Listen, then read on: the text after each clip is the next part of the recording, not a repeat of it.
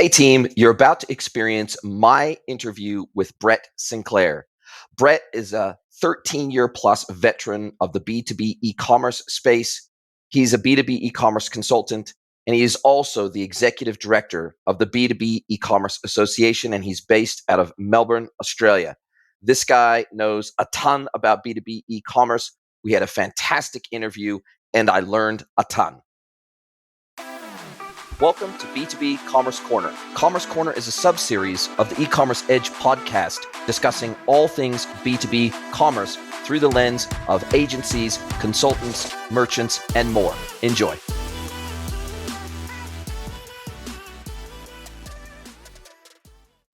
Hello, everybody, and welcome to another episode of the podcast. I have a guest that I have been working long and hard to get onto this show. I've been begging and pleading and sending emails and sending carrier pigeons across to Mr. Brett Sinclair. Thank you so much for coming on to the pod. Welcome, mate. Yeah, thanks, Jason. Awesome to be here. I know I've moved the scheduling around a few times, but we finally made it. And I'm looking forward to having a chat today. And you've got a very good excuse. You've just had a new baby. Yes, I thought one was hard, but adding a second in the mix has really brought a whole new dynamic. So back to sleepless nights and brain fog. So hopefully today makes some sort of sense. And but if it doesn't, we might have to do some serious editing, but let's see what happens. I was talking about before we went on air, we need to publish your skincare regime because I was expecting you to turn up all sunken faced and droopy faced and tired. And you don't even have any freaking eye bags, man. I don't know what you're doing, but keep doing it. Now it's all part of the sort of that bald look you shine the head and the face and it all comes out glowing, the secret of mine. So we'll have to put it in there in the podcast notes. I love it. I'll point them to your website. Look, man, we've known each other for a few years now. Obviously, you're based down in Sydney, and you're kind of like a bit of a famous star in the B2B world. You have been for the last few years, head of the B2B org and B2B eCommerce Association, and you have become a luminary in your own right in the B2B space as a bit of a touchstone for encouraging better B2B e-commerce execution, not just in ANZ, but globally.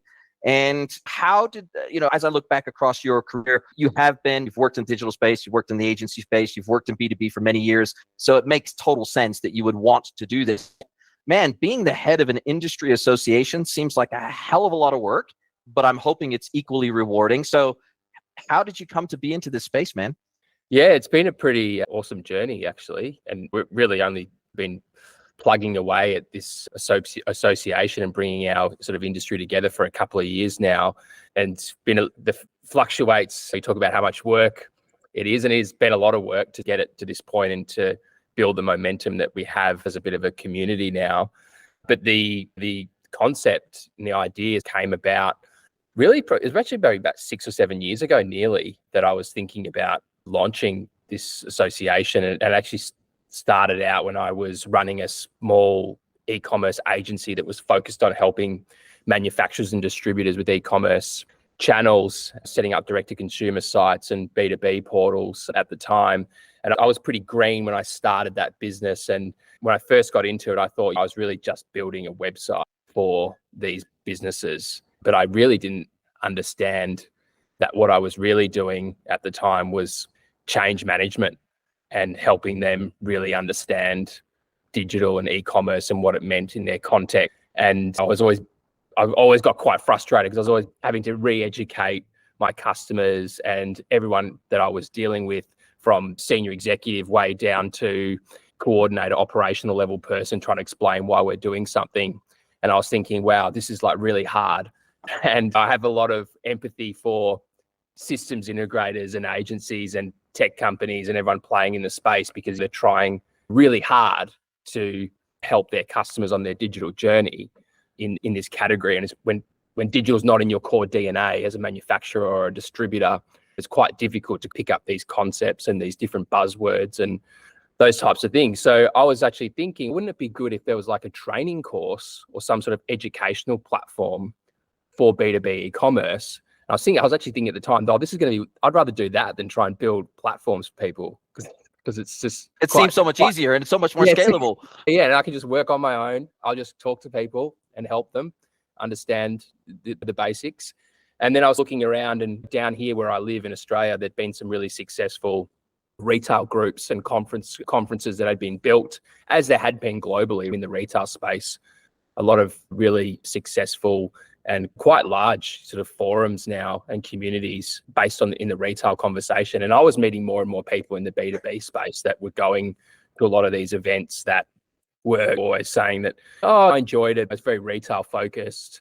You know, what we do is quite different. We've got complex pricing. We've got a whole different business model compared to retail. Yes, we're interested in D2C, but not really our thing. And then so I had a bit of an epiphany one day, and I was actually working at the time, I was also working at Adobe in the Magento business, and I could see as well how much the systems integration world was also that we're in retail, really trying to pivot as well into the B2B space.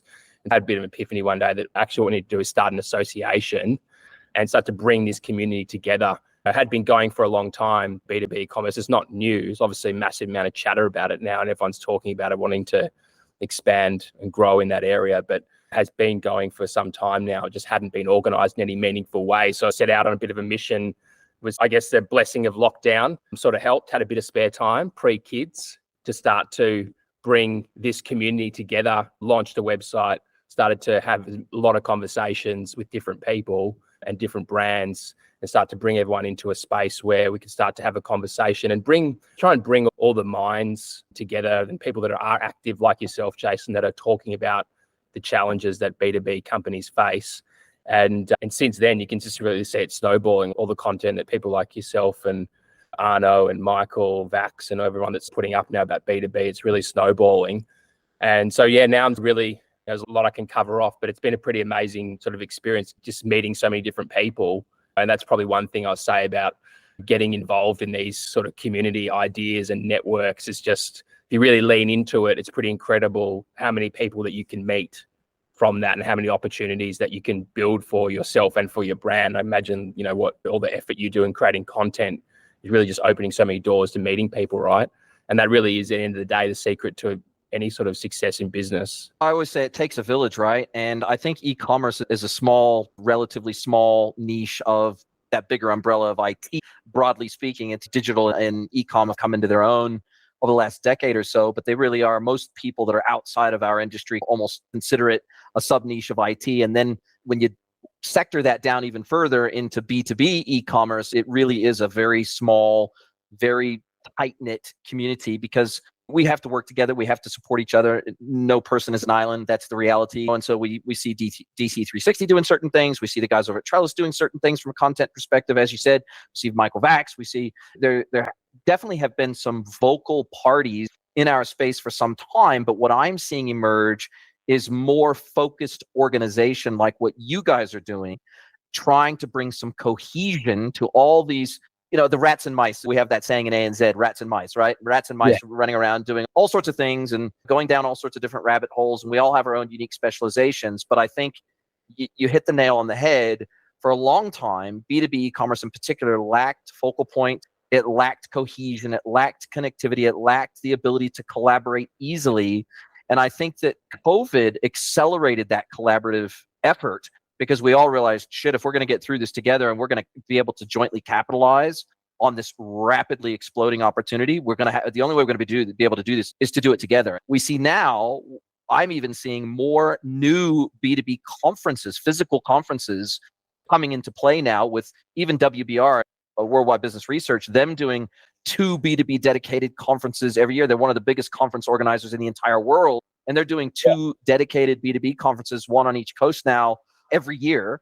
And I've seen really the crystallization of B2B happen at an accelerated rate since COVID. That's been my observation. Would you say you've seen similar things happen?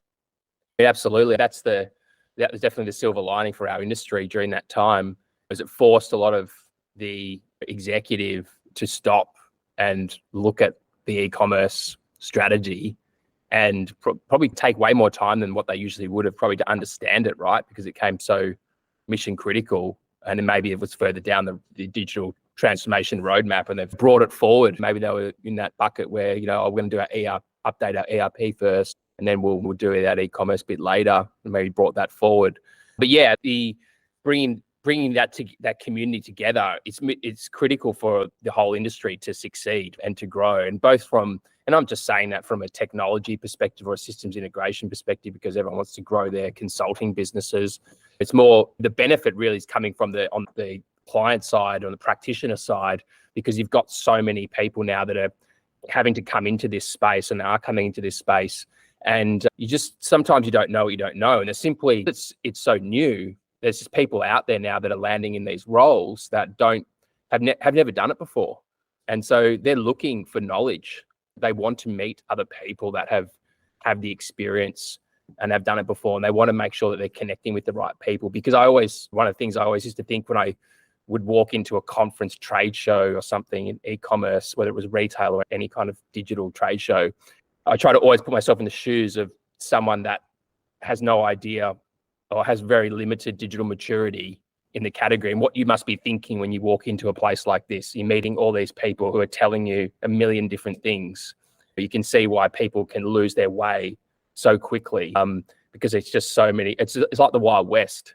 So one of the things I wanted to achieve with the B2B e-commerce association was, at a minimum, bring the right people into the space that can actually help a B2B company with their e-commerce and digital transformation. I have people that are talking about that are legitimate professionals in this space that are here to provide advice, but also get more content and stories and leadership from the people that are leading the way on the practitioner side, because there are a lot of people out there doing great things.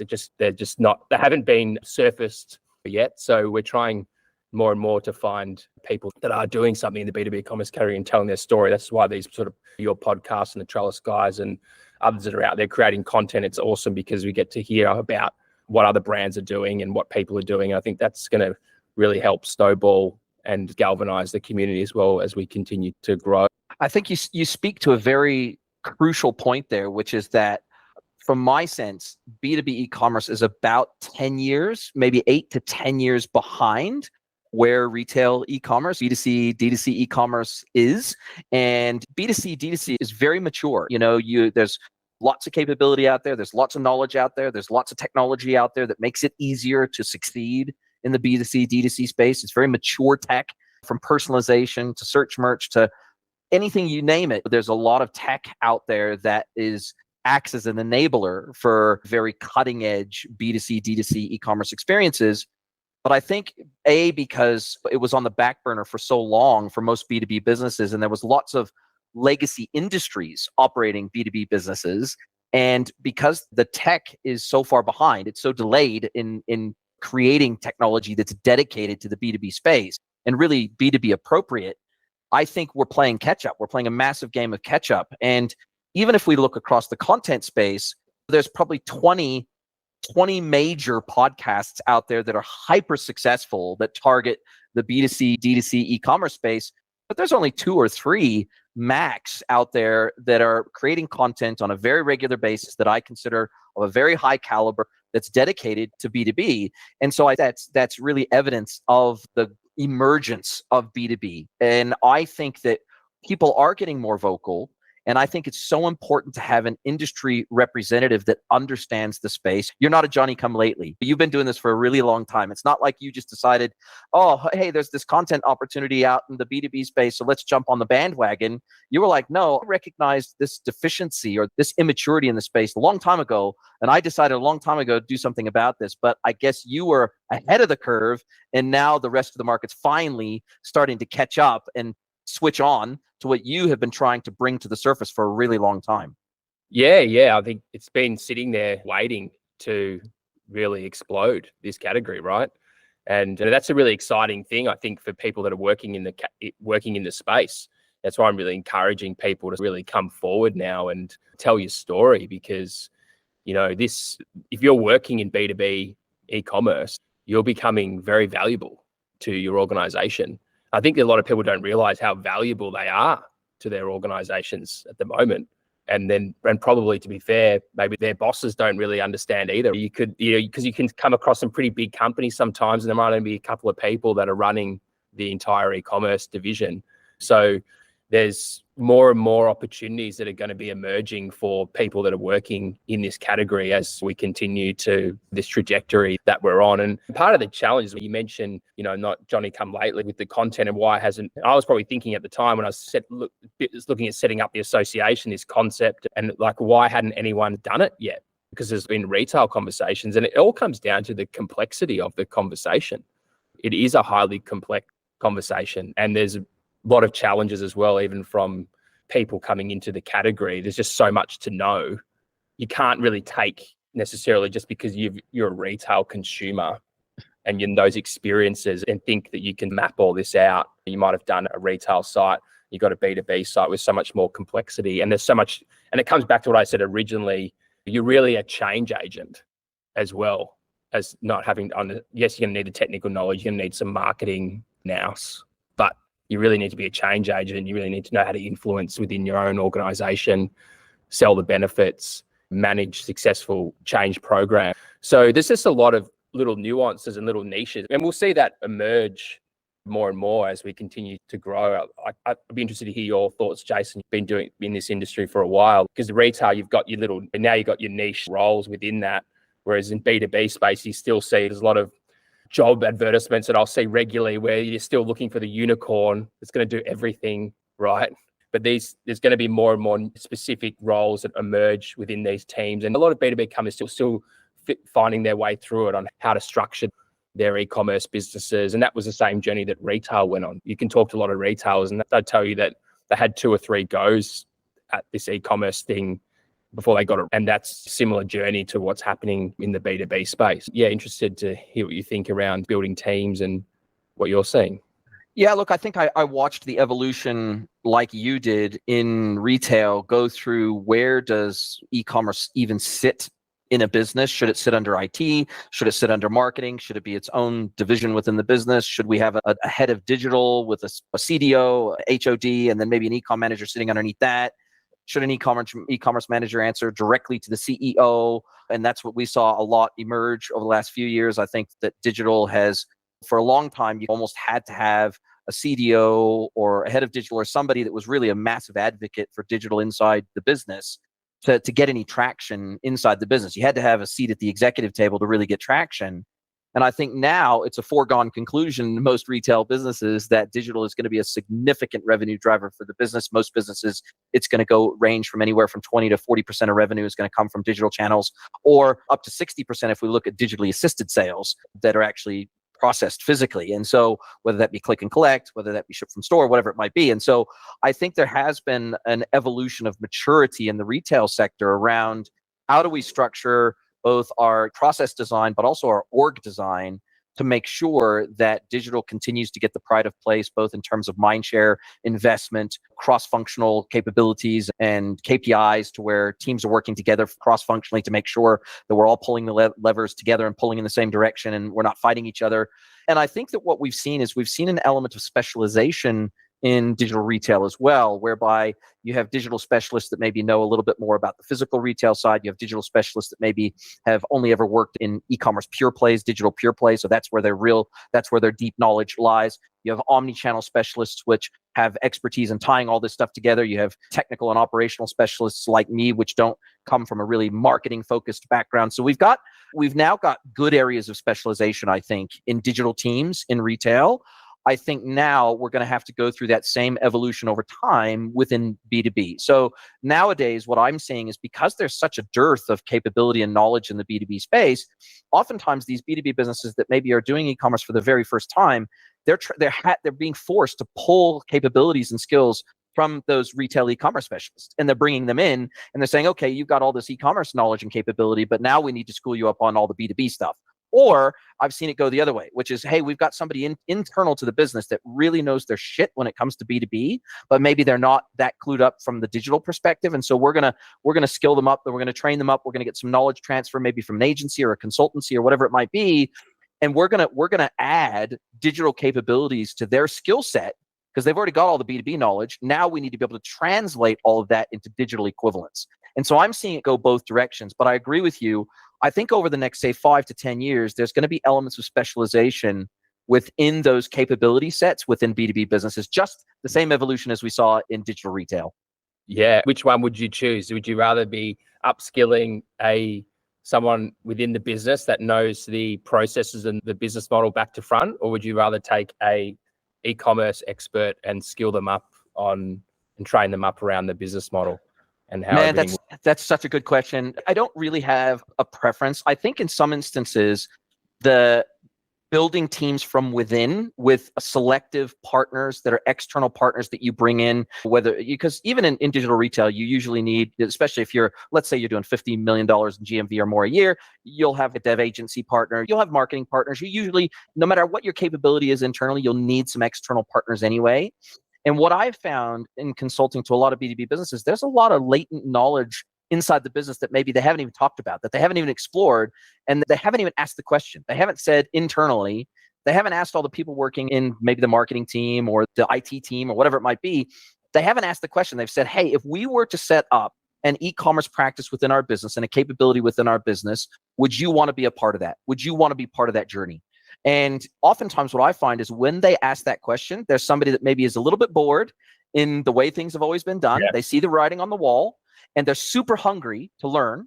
They're super passionate about the business and the way that it operates, and they know it inside and out, but they want to help establish this new channel within the business. And sometimes taking someone from that angle can be a little bit more successful, because it's really difficult when you take somebody from the retail e-com that's so advanced, it's so mature and everything else. They come in, and what I've seen sometimes happen is they come in, they look at everyone, they go, you guys are all digital Luddites. And they feel like they're starting back from square one from a digital perspective, as opposed to coming in where something is semi-mature and then they're taking it to the next level. So I think it can work either way, but it really comes down to the desire of the individual person to make it successful. And do they want to put in the hard yards to make it successful? Because I'll be blunt about it. It is harder when you're starting from zero. It is harder to go from 0 to 1 than it is to go from 1 to 5. That's just the nature of almost everything to do with tech. So that's the experiences I've seen. But yeah, I think that a lot of these B2B businesses have overlooked people with deep desire to see the business modernize, because they were afraid to put their hand up, because they were afraid, hey, the business isn't there yet. We have always had field sales reps. We're always going to have field sales reps. We don't do this digital thing. We operate in an old school legacy vertical. This is never going to happen, right? And so they've just never said anything. They've kept their mouth shut because they don't want to rock the boat and they want to keep their job. But when you open up the opportunity to them, it can be a whole different discussion. Yeah, yeah. And I think we had the very first conference, B2B e-commerce conference summit in Australia last year. And it was really awesome to get that off the ground. But we had Justin King, who's a recognized B2B e-commerce thought leader, come down and do the opening keynote for the event. And his talk track was really focused on seeding the message that your number one champion of your B2B e-commerce project and sales channel needs to be your head of sales. And because it ultimately is a sales strategy. And it probably surprised quite a few people in the room a little bit, because a lot of them had been embarking on these digital transformations, or maybe we're looking at it. I met quite a few that sort of spoke to afterwards that said, you know what, we haven't even spoken to sales about this project. Getting that buy-in at a minimum from that level is pretty critical, I think, as well, because ultimately they're usually the loudest voices, and having them really believe in what this is and having them champion the message is going to set you up for success. That's sometimes, not just sometimes, I would actually say in the lion's share of situations where I'm called in to consult to these B2B businesses, it is a discussion that the CEO or maybe the CIO, the CTO is asking me to have with the sales team, with the board. We're having these high-level conversations because oftentimes the resistance starts in the sales team to digital transformation, because to them, they oftentimes, not always, but they will often see it as a threat. They see it as a threat to their livelihood. They see it as a threat to their position. They see it as, oh, look, they're trying to replace us with digital sales channels and get rid of all the salespeople and get rid of all the commissions, et cetera, et cetera. And what I try to help them understand is that, at least for me as a consultant, maybe the CEO has some deep, dark secret that he's not letting any of us know, that his game is to ultimately replace you all with digital technology. But I've never experienced that, and I've never seen that, and I certainly don't advocate for that. I actually advocate very strongly for digital enablement of sales teams. That's what I'm an advocate for, is that, hey, let's take the admin side of your work off your plate so that you can actually do the things that you're good at, which is building relationships, finding new customers, bringing in new products, helping to set them up with trading terms that work for them, helping to engage with them, talk to them about new product drops, et cetera, et cetera, et cetera. Your salespeople, they're really good at building relationships. That's what they're there for. And so why would you want to spend 20 to 60% of your time doing admin crap, entering orders into an ERP, or sending out spreadsheets via email, or heaven forbid, receiving faxes from customers and all the rest? Why would you want to do that when that is such a waste of your valuable time that you're getting paid for? And if you've got named accounts anyway, why would it matter which channel that customer chooses to transact with you through? If they're a named account, then if the transaction goes through the website, you're still going to get credit for that sale. Just because you didn't manually key it into the ERP, does it really matter that it originated through an e-commerce front end? So these are the types of conversations I'm having pretty routinely. And if I can get a good solid 10 to 20 minutes with a sales team without the leadership in the room, and I can just speak directly with them, and I can have them pepper me with their concerns, their questions, all the things that are on their mind, and they can speak openly without fear of retribution from leadership, and they can really be really honest with me, then I can allay 95% of those concerns in under a half an hour. But I have to be given the opportunity to do that, and they have to open the kimono enough and trust me enough to say, look, I'm not here to replace you guys. That's not what I'm here to do. I'm here to enable and empower you. And we now have digital tooling that is going to make your life so much better. And you're going to actually enjoy your job so much more. We're going to take away so much pain for you. Plus, nowadays, whereas B2B e-commerce, even as of a few years ago, was probably looked at as purely a transactional channel, replenishment ordering, now it's a digital acquisition channel. And so now we can actually acquire customers through these e-commerce platforms. And then now we're going to be funneling you fresh leads to go and have conversations with these customers that originate online, and that you can deepen that relationship with them. Say, hey, look, we saw you ordered on our website. Thank you very much. Hey, look, let's get you set up with trading terms. Let's get you set up with your custom catalog, your custom pricing, blah, blah, blah. You can have those conversations, but they originated through the digital channel. And these are the types of conversations I think that start to lower the fear factor level and the resistance level. Because like you said, if you don't get the sales team on the bus right from day one, they can sabotage your project and you will never get it off the ground. Yeah. And I think people can overcomplicate it as well in their heads. They just feel like it's super complex and it's all technical stuff I don't understand. But really, no one's asking you to be a technical expert. You really just need to think about it more strategically around how these tools are an enabler for you and for your customers to use. No one's going to expect you to be able to build this platform or get involved in the design of that platform at a technical level, where it's here to help you do your job. But I think, unfortunately, there's still a lot of businesses out there that are trying to separate the online sales and their offline sales with the sales team. And it just creates so many problems for organizations. But hopefully that's going to change with more and more sort of stories that come out in the coming years, because I haven't really seen a case study yet where someone said we implemented this platform and we sacked the whole sales team or 80% of the sales team. It's just not. It doesn't happen. It just doesn't happen. It just doesn't happen. So it's even just not even worth people writing these articles. Is it the death of the salesman? It should just be, no, it's not. Yeah. And it never has been and it never will be. And what's funny is that I had Dean McElwee from Stanley Black & Decker on the podcast recently. And what he said is that for them, for a global organization like Black & Decker, what he said was, look, when we go into a new region, for example, if we go into India, so they've recently gone hard into the Indian space.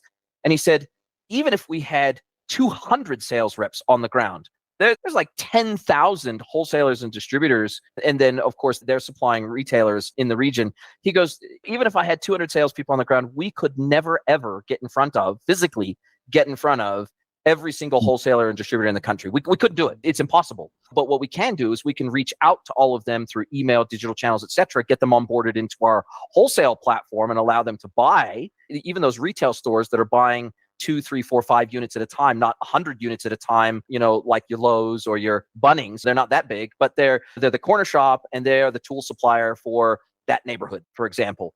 And he said, we just could never get in front of these people. He goes, but we can reach out to them digitally and we can onboard them digitally, and then they can order directly through us. Because oftentimes they'll reach out to us, and if we don't have a digital channel in region, we don't have an easy way to transact with them. We can't get information. We can't get tech sheets. We can't get videos. We can't get content. We can't get PDFs. We have no way of disseminating all this amazing information about our products and sales enablement for them, point of sale materials that they can print off, blah, blah. He said, we just couldn't do that. We could not physically do that, especially in a new region that is that large and regionally diverse. We just simply could not do it. And so I think that's another thing that a lot of these B2B businesses, they operate regionally, they have global ambitions, but the only way that they could even consider executing on those global ambitions is digitally. They could not do it physically. No. Yeah, I think, people now as well, they're so busy. There's so much noise as well. So there's just a huge opportunity as well to use these platforms and tools to just remove that friction and give people what they want. These buyers that are coming through, they don't want to wait around for an answer. They want to be able to execute on something or start a process without you. And the more that you don't give people those options, the harder you are going to be do business, right? And that's when you'll start to see that churn over time, or someone else comes in and just makes it that little bit easier for them. Then you're going to lose them. Are you a small or medium-sized wholesaler that currently processes your transactions manually? Or maybe you're a D2C merchant that is looking to expand and add a B2B e-commerce channel but don't know how. Well, if you're ready to take the next steps on your B2B merchant journey, check out mikata.cloud today to find out more about the e-commerce platform built from the ground up for small and medium B2B merchants. That's mikata.cloud, mikata.cloud. And like you say, you have to actually be where your customers are. And we've had that mantra in retail e-commerce for it's, don't fight there's no such thing in theory as channel conflict, because you just need to be in every channel that your customers are at. And I think B2B businesses are finally starting to realize that too. And we're starting to see the emergence and rapid growth of B2B marketplaces as well. So we're seeing the demand absolutely from a younger B2B buying demographic now, parents, grandparents, parents, kids. Now it's the kids that are running the B2B business as the buyer, and they just expect to be able to transact across digital channels 24 hours a day, 7 days a week, where, from the comfort of their couch and their iPad. But we're also seeing that they've been trained up to buy on the likes of Amazon and eBay and other marketplaces, and we're seeing the explosion of dedicated B2B marketplaces, or in the case of Amazon, really a blended marketplace, because Amazon Business, really the listings are interspersed with the traditional retail experience, but being able to buy at scale and in volume. And so have you seen that too, that whilst we're talking primarily about an owned e-commerce experience, we're seeing an explosion in digital channels dedicated to B2B other than that too. So we're seeing portals, we're seeing obviously the explosion of EDI, which has always been in B2B forever, but definitely the proliferation of EDI, and almost the small buyers graduate. If they get bigger and they turn into bigger buyers, then oftentimes they'll want to graduate from e-com to EDI and be fully automated out of their ERP. But then sometimes they'll want to buy off of a global marketplace. And I think that if we were to look at one of the first marketplaces that really popularized this, was Alibaba, right? And if you wanted to, Alibaba was really the first B2B marketplace that made it super, super easy to source from China digitally. But that same business model is now being replicated all around the world, not just China. Yeah. It's really exploded. Talking to Mark Brohan at the Digital Commerce 360, those guys tracking a lot of marketplaces. And I think pre-COVID, there was about 80 marketplaces they were tracking, and now it's something like 400 B2B marketplaces that have exploded in the US. And we're lucky enough to have the Miracle guys involved in the B2B eCommerce Association and talk to them a lot, and they're leading B2B marketplace platform, and really interesting to see through their customer base and the clients that they have around the different business models that are being deployed in the B2B marketplace category. And there's a lot of different types of marketplaces that are emerging now as well. And it's an interesting play, I think, for a lot of companies. If you've got obviously need the budget and you need the headcount to be able to make it work, think a few people have been caught out, brands have been caught out with just the amount of heads that you need to really execute a marketplace at scale. It's a lot more, there's a lot of challenges in doing that, but it comes back to probably having the fundamentals right from day one to be able to scale a B2B marketplace. But I think the concept of a community and owning the category is an interesting play, because maybe as a distributor, you want to be famous for, you want to be able to have that breadth of range, and then you can take your knowledge and your relationship building and your sales process and be able to really own the category. It's really interesting place, and we're watching it pretty closely and putting a lot of time and effort into keeping, I guess, the audience up to date with what's happening in that B2B marketplace category.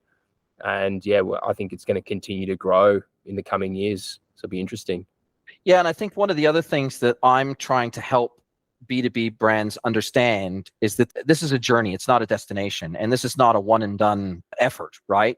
And in retail e-commerce, we've gone through that same evolution where a lot of brands thought, oh, we'll set up an e-commerce website and that'll last us for 10 years and that'll be all we need to do, and it'll just look after itself and tick away in the background, right? It's the Field of Dreams model. Build it and they will come, right? And then they got a dose of reality over time, and now there's massive competition in every single niche, and you've got to be really progressive and differentiated and all the rest that goes along with that. And I'm trying to help B2B brands understand, look, you're not going to be Granger tomorrow. That's not how this works. You got to walk before you got to crawl before you can walk, before you can run, right? And set expectations realistically within the business of what percentage of transactions or percentage of GMV is going to be done digitally within, say, the first 24 months. If you can get to a place where 25% or a quarter of your transactions are done digitally within the first 2 years, you're doing pretty damn well. That's 1/4 of your transactions. And sometimes leaders in a business will say, we want 50% of our transactions to be done digitally within the first 12 months of launch. And I'm going, that's great as a target. And maybe we strive for that. Maybe that's a stretch number or whatever the case may be. But you got to ask the question, how did you arrive at that number? Why did you arrive at that number? And do you really want to have that as a top-down KPI when really all we're trying to do is to get good ROI on this investment as soon as possible? And really what we're doing is we're not only taking our team on the journey, but we're taking our customers on the journey too.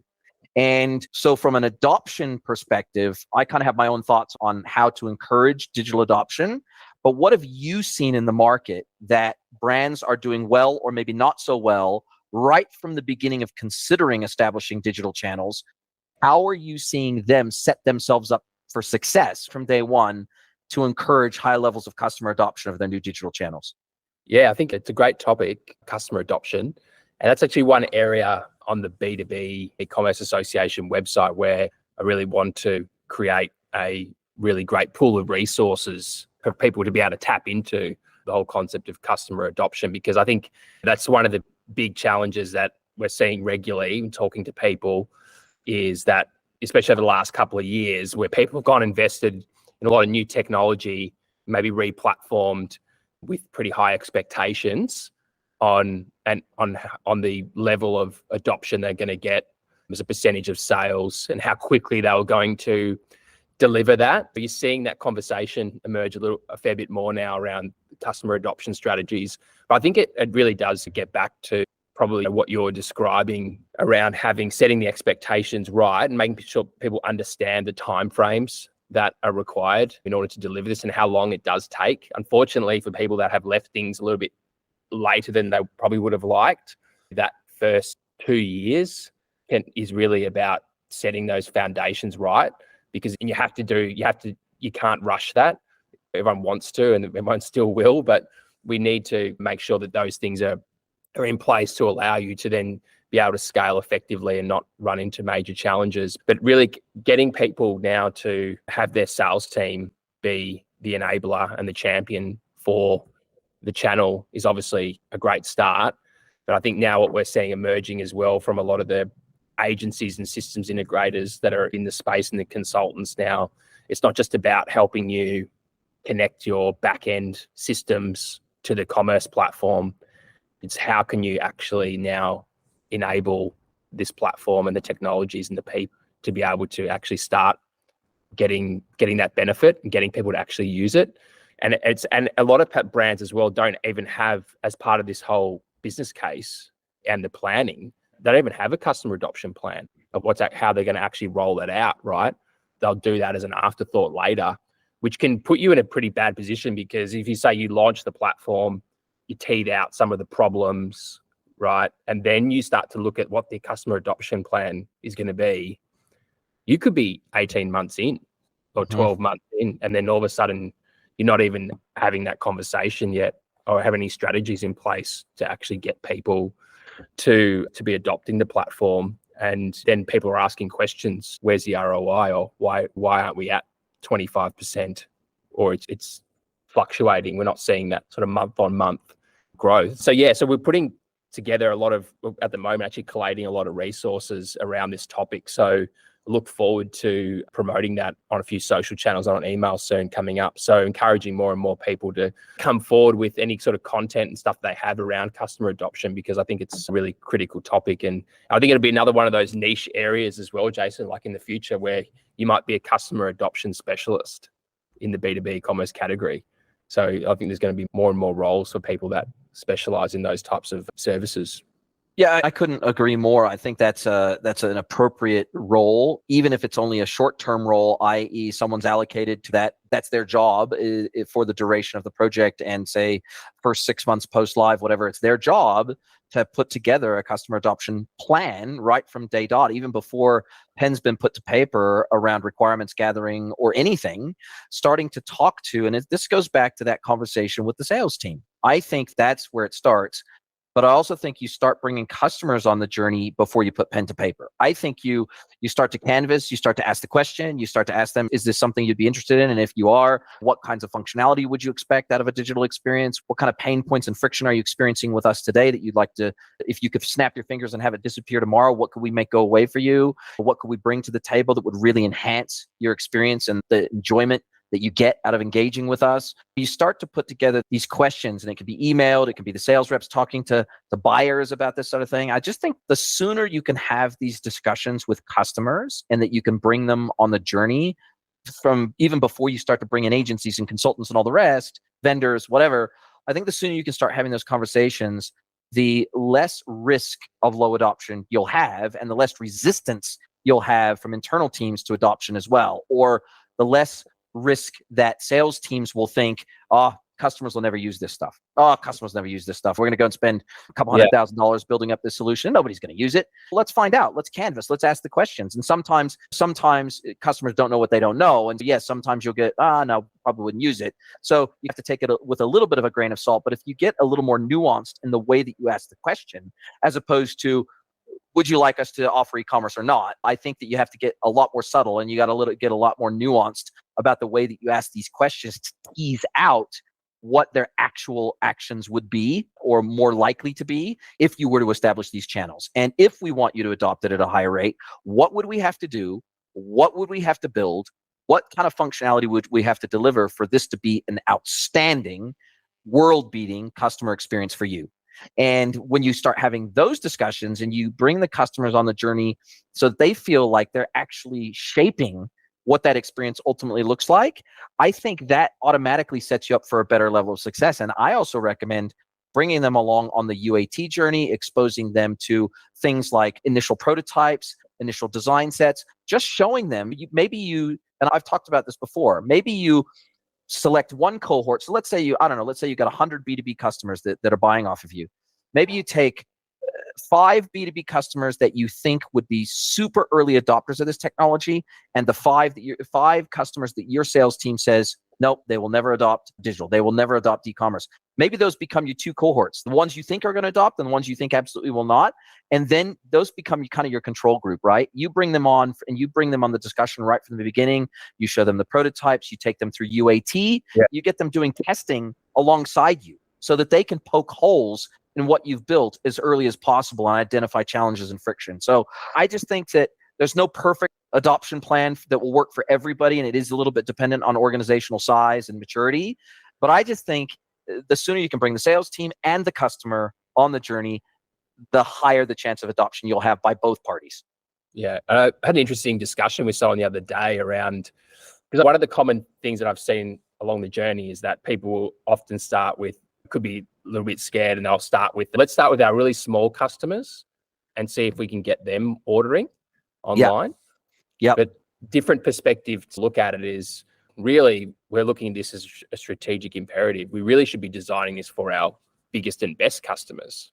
That should be the natural starting point, potentially, is saying, let's talk to them about what they want, because ultimately they're the ones that we want to be delighted and pleased with this buying experience, and then start from there. But I know there's a lot of people looking at that scenario you described earlier, that long tail.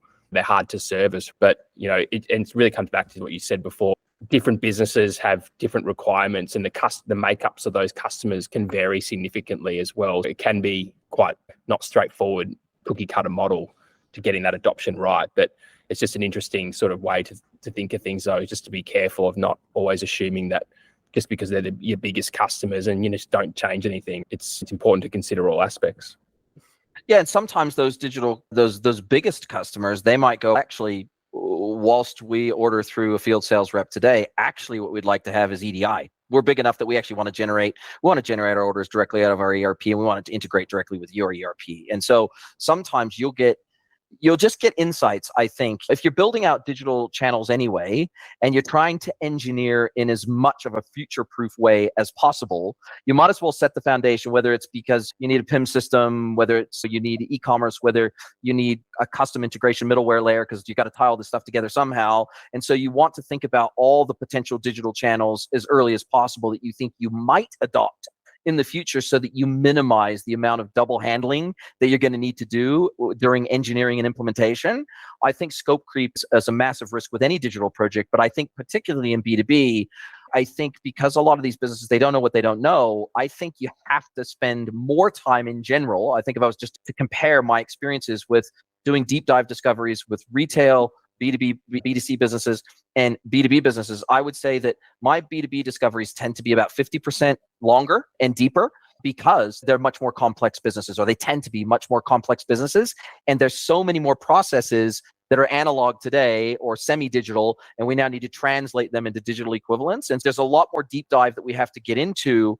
And maybe there's usually a little bit more education that goes along with the discovery, as opposed to just simply documenting requirements. With a lot of digital retailers that are digitally savvy, they know their requirements pretty damn well, and they don't need as much hand-holding. But I find with B2B, they need you to spell it out a little bit more, in a little bit more detail to them, and explain the consequences of, if we go this route, it's gonna result with this. If we go this route, it's gonna result with this. So we need to make these decisions intentionally, and knowing what the consequences of those decisions are. If we make a compromise now, what does that potentially mean for the future? And so I think to make sure that we're all aligned internally from a budgetary perspective, from a timeline perspective, from a complexity and human resourcing perspective, a lot of these B2B businesses, this is the first massive digital project they've ever done, except for maybe ERP. And so there is a lot of education and hand-holding that goes along with those initial discussions. You see the same? Yeah, absolutely. And I think it's interesting as well. Looking at the scoping of these projects is always quite difficult as well, from an MVP perspective, as to what you leave in and what you leave out. And you've got different levels of digital maturity on the practitioner side of the people involved in that project. And maybe you've got a systems integration company that doesn't have much experience in your industry category, and they're trying to learn as well about your business processes, and for them to understand what the consequences are for these things not to be in place or to be done a certain way. So there's so much to unpack in these projects, which is quite hard for all parties involved. And I think, it's probably really hard to make sure that. There's an interesting discussion on LinkedIn around MVP that I was reading the other day, and someone wrote a really thoughtful comment around MVP, saying that it's great to the concept of an MVP. When you launch something that doesn't actually deliver any value or minimal value, then you can lose a lot of momentum and belief in the project from all parties. Even though one knew that it was going to be an MVP and we're going to start this way, it's just a really fine line to tread, I reckon, particularly in these organizations in B2B, when it could be a fair bit of pressure on delivering something that can build momentum quickly. Something to think about. But definitely seeing what you've described all the time, and it's I think it's going to be an ongoing struggle. And I guess that makes our industry quite unique, right? So many different industry verticals, so many different business models, and people at various stages of their digital maturity.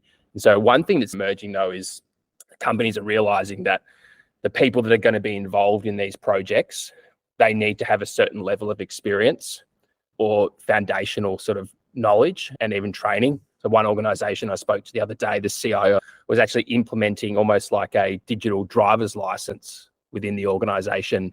So they had done a lot of studies internally and done some research on the projects that hadn't gone as well as they would have liked, and tried to pick up some of the trends within those projects. And one of them was that there were too many people that hadn't been involved in enough digital work or hadn't had that baseline digital foundation that they believe they should have. So they're starting now to implement some criteria, a certain level of training that needs to be met in order to be able to participate in those projects and those types of discussions. Yeah, so it'll be interesting to see how all those types of things emerge within B2B organizations in the future as well. I think you raise a good point, which is that if we're talking a manufacturer or a wholesaler or a distributor, those three requirement sets can look quite different. And there's an underlying theme that they're selling to businesses. And so that's the common thread, but their needs from a back office system scenario, systems integration can be quite different. We can have all sorts of different things. And then now what I'm seeing, another trend that I'm seeing that further complicates that, is that a lot of these B2B businesses that I'm talking to, they want to jump straight to having a D2C channel, a direct-to-consumer e-commerce channel. And they say, we want to recapture some margin. We want to have direct conversations with the end customer. We want to have all these great things. And we want to set up this D2C channel. I'm going, but you're not even doing B2B e-commerce yet, which is a known business model for you. They're known customers with a known business process associated with selling to those customers. And you're used to selling cartons, pallets, and containers already. So why wouldn't we start there and dip your toes into the water in B2B e-commerce before we go down this rabbit hole of D2C e-commerce, which is a whole nother beast altogether? It's a completely different business model. You're going to need completely different customer service processes and returns processes and everything else. You're going to need different carriers. You're going to need, everything's different. And so I'm encouraging them, again, this goes back to the crawl, run, walk scenario. I'm encouraging a lot of these B2B businesses to say, hey, look, we're looking at implementing D2C as our very first e-commerce channel. I'm saying, I can help you with that. But my recommendation is do B2B e-commerce first in a business model that you're very familiar with. Build up some skills, build up the muscle, do the exercises, understand what's involved, build up some capability. Then we can look at establishing a D2C channel, which is a whole different kettle of fish. I couldn't agree more. Like, everyone went the wrong way. Most businesses. There's a few sort of rare success stories, but everyone, the amount of businesses in my old world where I've said the actual safest and smartest place to start is in the B2B channel. The D2C feels like the opportunity. And that world has gotten so much more complex from an online marketing perspective in order to convert, and more expensive. So yeah, there's still that trend, but it is starting to shift the other way now. I think there's a lot of, I remember my time working at Adobe, and I know there's a lot of those companies and people I speak to at Salesforce and other brands where a lot of the companies started out with D2C, and now they're realizing, no, actually the big play is we need to digitize the B2B operations, right? That's the opportunity.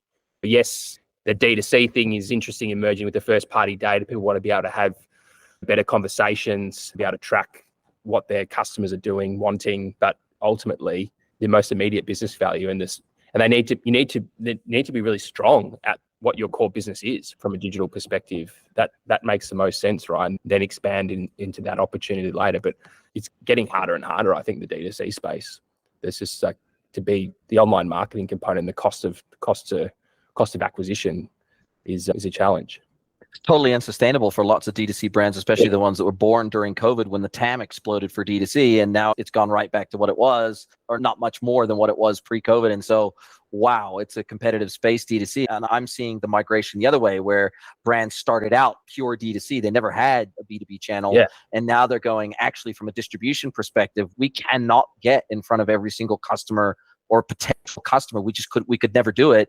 And so therefore we need retail partners and wholesale partners that can work with us to get in front of those customers that we can never access. And so they're looking at establishing a B2B channel when they never had B2B operations at all.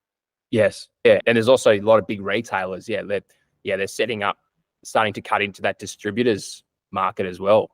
Setting up B2B channels. That's starting to emerge.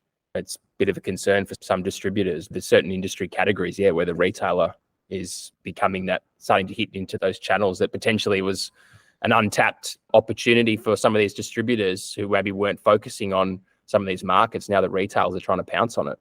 And especially if they're a large scale retailer and they've got a very large store estate, they're doing volumes that are higher than what the distributors are doing in some cases, or they're the number one customer of the local distributor. And so it makes sense for them to be the wholesale channel and establish the wholesale channel, because they've got the routes to market and they've got the customers that in some cases are already buying in volume from them anyway. So why not establish a B2B trade relationship with them? Look, man, it has been such a pleasure chatting with you. I think we've covered some really good ground today. And I love the fact that some of the things you're seeing and hearing from all of the industry partnerships that you have, echoing some of the things I'm seeing and experiencing. I'm only one tiny sliver, one tiny lens onto this market, but it's good to get that cross-functional validation that we have together. We're coming to the end of our time together, but I'd love to turn the microphone over to you. This is the time when I get to get quizzed, and I get to let you ask me one question, any question you like. Can be personal, can be professional. So what is your question today from me, Mr. Brett Sinclair? Okay. My question for you is, Jason, you are posting a lot of content online, a lot of professional content, and you're also giving us insight into your personal journeys traveling across the world. People very envious of your position.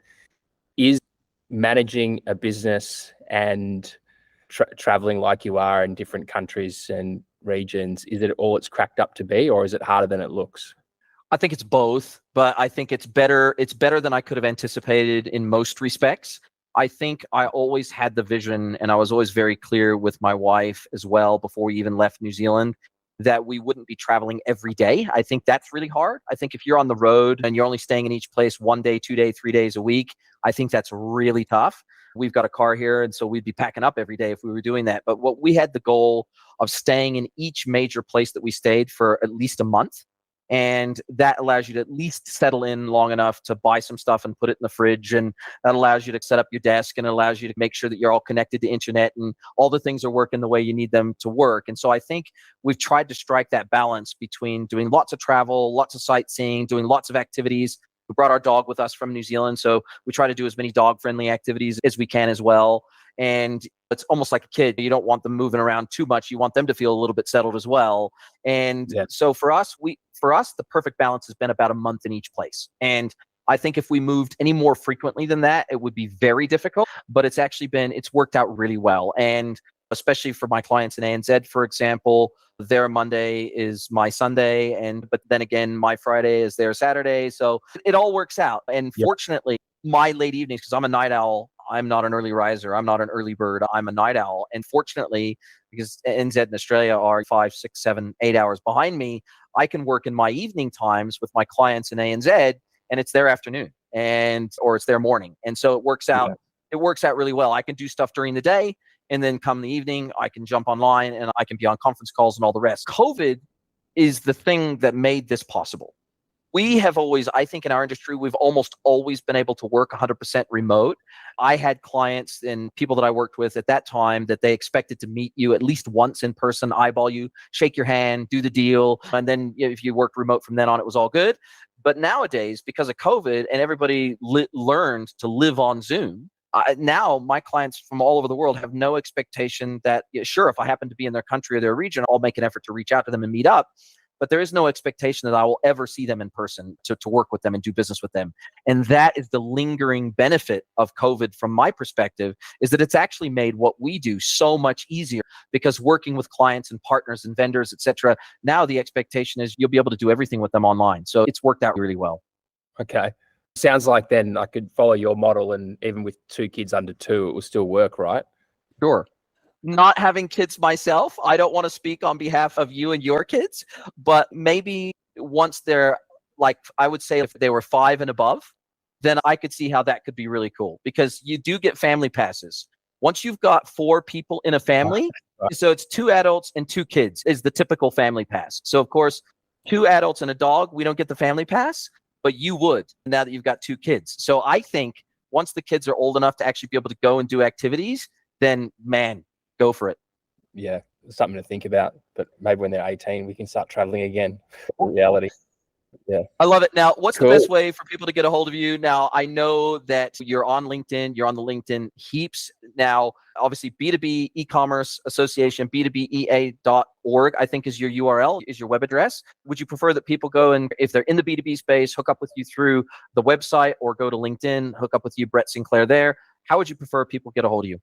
Yeah, definitely add me on LinkedIn. Yeah, pretty active, and follow the B2B e-commerce association on LinkedIn, and go to our website to sign up as a member, completely free. We're really investing really hard now to create, I guess, more and more resources within the association that you can use, putting a lot of time and effort to collate a lot of the industry content that is going out there. So keeping you up to date with what's happening. And we're looking to really expand on our sort of in-person networking experiences as well over the next 12 to 18 months. So if you sign up, you'll be tuned into that. And I think it's just a really great opportunity to participate in the conversation as well. There's a lot of chatter that we're having online about the B2B e-commerce space, and encourage you to definitely get involved in that as we really start to build our cohort in the industry. And I'm very keen to talk to anyone in the category. I'm happy to help make connections, provide advice, and send people in the right direction at any point I can. So feel free to contact me.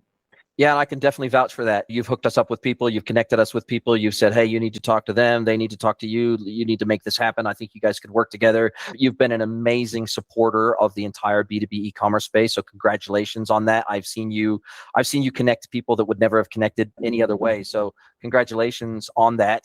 And you're going to be at Envision, the Envision conference this year. Is that right? Is that the major B2B conference in North America that you'll be going to this year if people want to catch up with you in person? Yes, exactly. So yeah, I will be there next week. So on Tuesday, Wednesday, Thursday next week, I'll be in Chicago. So anyone that's attending the event, love to connect and catch up with you there. So yeah, look forward to catching up with the US cohort. Love it. Brett, thank you so much for your time. I really appreciate it. And look, you're doing great things for the industry. Really appreciate all your efforts. I know how hard trying to herd cats is always a difficult thing. You're a great focal point for the industry, and you're doing really good things, and a rising tide floats all boats. So thank you for all of your efforts, and I can't wait to have another chat with you again soon. If you're into B2B commerce and you would like to be a guest on B2B Commerce Corner, simply go to ecommerceedge.net, click on more info, then click on be a guest and fill out your details, and we will get back to you straight away.